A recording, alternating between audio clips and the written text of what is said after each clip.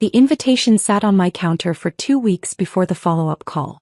Vanessa's annual summer gala at the Harbor Club. Black tie, 200 guests, the city's elite. My name had been on the list. Past tense. Claire, I need to be honest, Vanessa said, her voice carrying concern mixed with condescension. Michael and I are worried you might feel uncomfortable at the gala. The guest list has gotten very sophisticated. Diplomats, executives, people from Michael's international circles. You know how you get at these things, a little lost, a little overwhelmed. I stirred my coffee, watching morning light through my modest apartment windows. I see. It's not that we don't want you there. But Michael's making connections with important people. The Kenyan ambassador is coming, EU trade delegation representatives, a Saudi businessman. These people speak 5 languages and discuss international policy. I don't want you to feel out of place. I thought about yesterday's briefing where I'd presented East African trade route analysis to senior diplomats, where Ambassador Omondi from Kenya had specifically requested my expertise on regional development. I understand, I said. Exactly. I knew you'd get it. You've always been so understanding. Not everyone can navigate high society, and that's okay. You have your little translation job, your quiet life. That's perfect for you. My little translation job. Senior interpreter and cultural liaison for the State Department. But I'd never corrected her.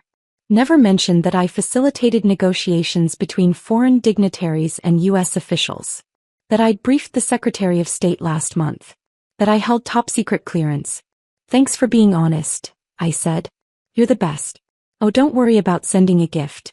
I know money's probably tight. Love you. She hung up before I could respond. That was 3 weeks ago. Since then, I'd watched Vanessa's Instagram document every gala detail. The custom Valentino gown. Imported orchids. The 5-tier globe cake symbolizing Michael's international vision. Seating chart photos carefully cropped to hide my absence. My coworker Derek had noticed. Isn't that your sister? The Harbor Club Gala is the same night as the trade reception. The one Ambassador Omondi is hosting. What a coincidence, I'd said.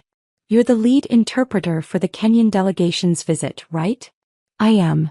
Does your sister know you work with these people? I just smiled and returned to translating from Swahili. The day arrived warm and clear. I spent the morning at State finalizing logistics. Ambassador Omondi was announcing a major partnership initiative.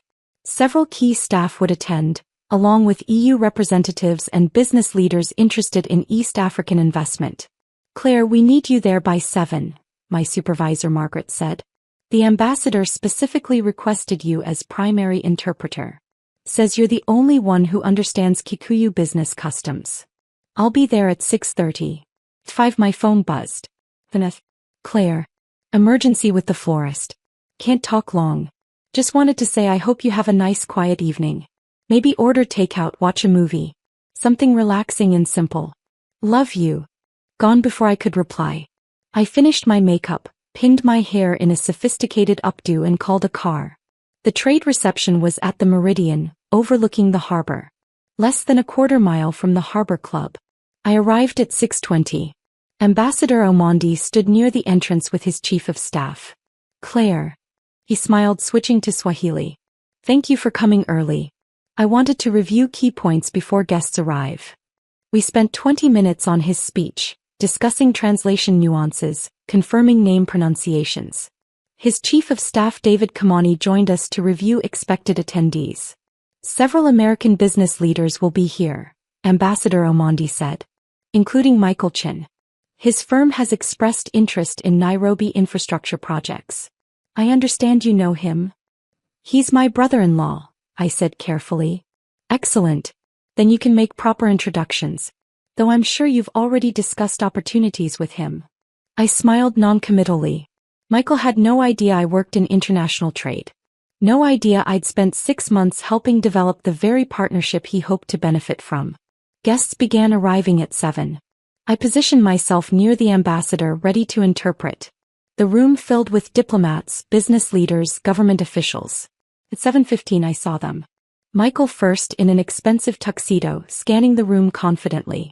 Then Vanessa, stunning in her Valentino gown, diamonds at her throat. They were with Michael's business partners and spouses. Vanessa's eyes swept the room, cataloging, assessing, looking for important people Michael needed to impress. Her gaze passed over me twice without recognition. Just another staffer in evening wear. Ambassador Omondi touched my elbow. Claire, I should greet the new arrivals. That's Michael Chin. Yes, Your Excellency.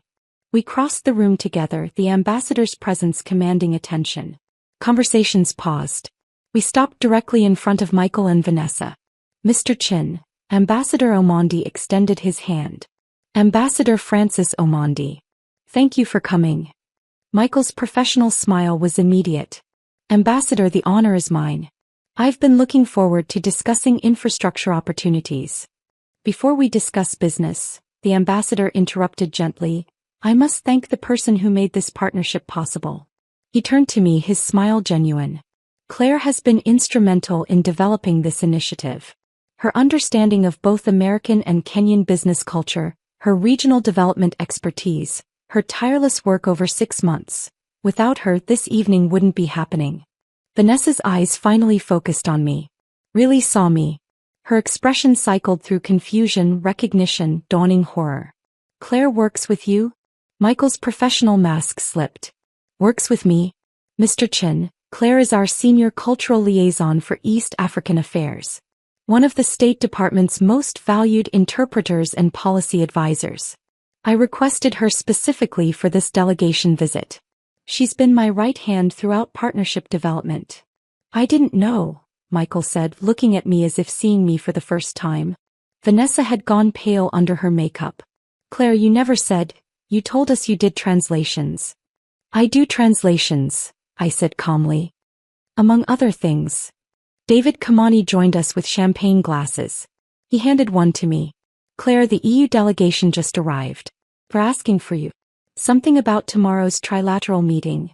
Excuse me, I said. Your Excellency, shall we greet the European representatives? Ambassador Omondi offered his arm and we moved across the room, leaving Vanessa and Michael in stunned silence. The next hour unfolded naturally. This was my job. My actual life. I interpreted between the ambassador and German trade representatives. Facilitated introductions between Kenyan business leaders and American investors. Switched seamlessly between English, Swahili and French, bridging gaps, clarifying nuances, making connections. Everywhere I went, I felt Vanessa's eyes following me. I was discussing agricultural export regulations with a Dutch delegate when Margaret appeared. Claire, someone asking for you. Says she's your sister? She's quite insistent. I'll handle it. Vanessa had positioned herself near the private meeting room's corridor, away from the main reception. Her carefully maintained composure was cracking. Claire, what the hell? You work for the State Department? You know the Kenyan ambassador? You're some diplomatic advisor? And you never told us. You never asked. You let us think you were a translator. Like you worked for a translation service. I am a translator. I translate at the highest levels of international diplomacy. But you heard, translator, and assumed something small. Something simple. Something easy to dismiss. How were we supposed to know? You could have asked what I actually do. Shown interest in my work instead of calling it my little translation job. You could have invited me to events instead of assuming I wouldn't understand sophisticated people. Vanessa's eyes widened. You heard that. You meant exactly that. You've meant it for years. Every time you talked about your important friends while implying my work was inconsequential. Michael needs to make connections with these people, Vanessa said, voice rising. The Kenyan ambassador, the EU delegation. These are contacts he's been trying to reach for months. And you knew them the whole time. I work with them, yes. And you didn't think to introduce him? To help your own brother-in-law's business. You uninvited me from your gala 3 weeks ago because you thought I was too simple to understand your sophisticated guests. And now you're angry I didn't volunteer to help Michael's business? Do you hear yourself? That's different. That's family helping family. Family doesn't exclude family for not being impressive enough. A woman in an EU badge approached. Ms. Hayes? Ambassador Omondi is preparing his announcement. He'd like you beside him for translations. Of course. I extracted my arm from Vanessa's grip. Excuse me. I returned to the main area where a small stage had been set up. Ambassador Almondi stood at the microphone with me positioned slightly behind, the traditional interpreter placement. The room quieted. Ladies and gentlemen, the ambassador began, thank you for joining us.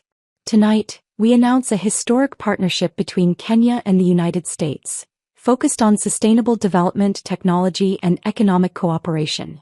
I translated his words smoothly into English. The deal was huge, $50 million that would change East Africa's future. Then he smiled. This project wouldn't exist without people who bridge our cultures. I want to recognize Claire Hayes. He waved me forward. Cameras flashed. For 6 months, he said, Claire has worked tirelessly with our team, translating not just words but meaning. She's the kind of professional every delegation hopes for. Applause filled the room. He gave me a traditional Kenyan bracelet. I thanked him in both Swahili and English, then stepped back. Out of the corner of my eye, I saw Vanessa staring, shocked. Michael beside her, calculating. After the speech, the room buzzed. Deals were forming, hands were shaking, conversations flowing. I moved among the guests, connecting people, explaining, translating. Around 9, Michael came up to me. Alone. Claire, I owe you an apology. I've known you 6 years and never asked what you really do. Yes, I said. You never did. He hesitated. My firm's been after the Nairobi contract. I didn't know you were involved. I know, I said calmly. I've seen your proposals. His eyebrows lifted. You've reviewed them? I advise on cultural and local understanding. Whether partners respect customs and context. And our proposal? Technically strong, I said. But it treats Kenya like any other developing market. That's a mistake. Could you help us fix that? I don't consult for private firms. My job is for the State Department. If you want the contract, learn, listen, hire local experts. Do the real work. His jaw tightened. Vanessa said you were still upset about the gala. I'm not upset. I'm done pretending exclusion doesn't matter. Later, the ambassador thanked me again. Claire, I meant what I said. When we expand to Tanzania and Uganda, I'll request you personally. It would be an honor, I said. Then my phone buzzed. Vanessa. Claire, I'm sorry.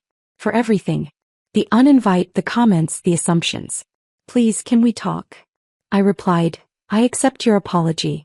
But sorry doesn't erase years of dismissal. If we talk, things have to change. She wrote back, I understand. I'll do better. I didn't reply. Promises were easy, change wasn't. That night, I went home to my small apartment. The bracelet glowed on my wrist. Tomorrow I'd brief the secretary. Next week, Geneva.